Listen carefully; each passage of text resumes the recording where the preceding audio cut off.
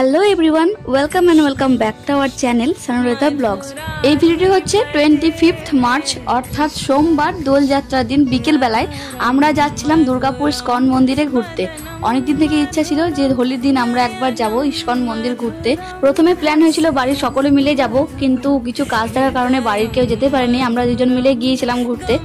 আর এদিকে রাস্তায় বেরিয়ে দেখি যে গাড়িতে পেট্রোল কম আছে, তো আমরা পেট্রোল ভরার জন্য প্রত্যেকটা পেট্রোল পাম্পে দাঁড়িয়েছিলাম। বাট হোলি উপলক্ষে সেদিন সব পেট্রোল পাম্প প্রায় বন্ধ ছিল।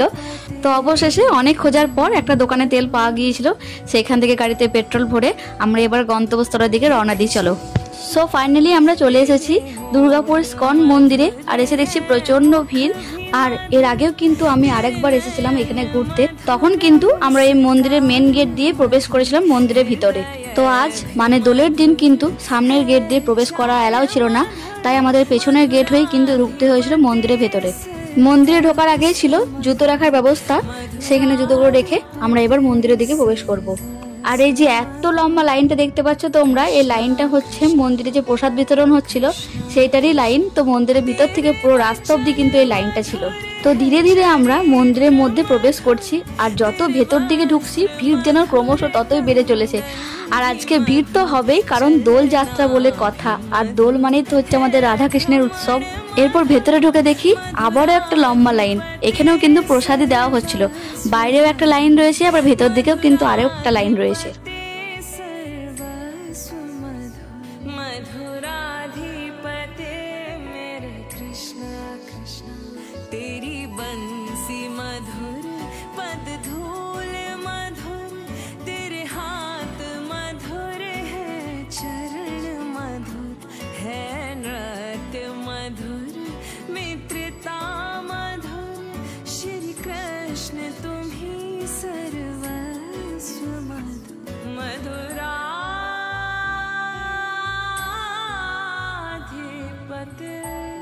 সত্যি হরে কৃষ্ণ নামে কিন্তু একটা আলাদাই শান্তি আছে। এমনিতেই দেখবে তোমরা কোনো মন্দিরে গেলে মনটা একটা অন্যরকমই হয়ে যায়।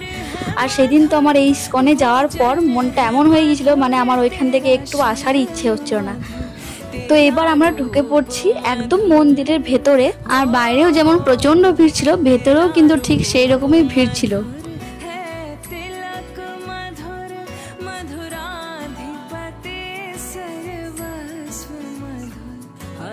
कृष्णा कृष्णा कृष्णा कृष्णा बोलो कृष्णा कृष्णा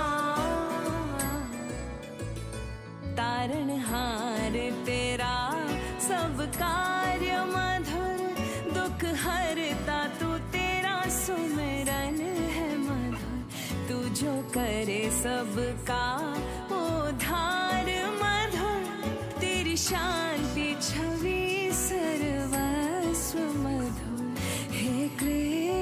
तुम्ही सर्वस्व मधुर मेरे कृष्ण तुम्ही सर्वस्व मधुर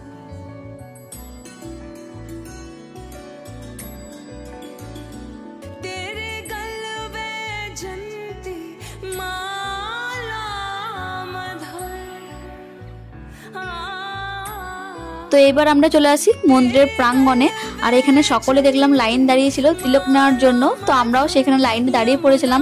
কিছু জনের পরেই আমাদের লাইন ছিল, তো দেখলাম ওনারা তিলক যে দিচ্ছিলেন তিনি সবকিছু গুটিয়ে রেখে দিলেন। কেন জানি না, হয়তো অনেক ভিড় ছিল সেই জন্যই হবে। তো যাই হোক, এবারে হয়তো আমাদের কপালে ছিল না তিলকটা নেওয়ার, কিন্তু আগের বার আমরা যখন এসেছিলাম তখন তিলক কেটেছিলাম। আর আগের বারে তিলক দেওয়া হয়েছিল একদম মন্দিরের ভেতরে গোবিন্দর সামনে। তো এরপর আমরা মন্দিরের বাইরে চলে আসি, কারণ এবার মন্দির থেকে সবারই বেরোনোর সময় হয়ে এসেছিল। তো আস্তে আস্তে অনেক ভিড় হয়ে যাচ্ছিল, তাই জন্য আমরা একটু আগেই বাইরে চলে আসি। তারপর দুজনে বাইরে কিছুক্ষণ সময় কাটিয়ে কিছু ভিডিও করে কিছু ফটো তুলে এইভাবে সেই দিনটা আমরা সেলিব্রেট করেছিলাম। তো হোলিটা আমাদের খুবই ভালো কেটেছিল। আর এই উপরের ব্যাকগ্রাউন্ডটা দেখো কত সুন্দর লাগছিল দেখতে। তো আমরা এখানে কিছু ফটো আর ভিডিও করে নিয়েছিলাম। এরপর আমরা চলে আসি কিছু খাওয়ার জন্য, কারণ প্রচন্ড খিদে পেয়েছে। সেই ভাত খেয়ে বাড়ি থেকে বেরিয়েছি, আর এখন প্রায় ঘড়িতে বাজে ওই 6:45 মতো।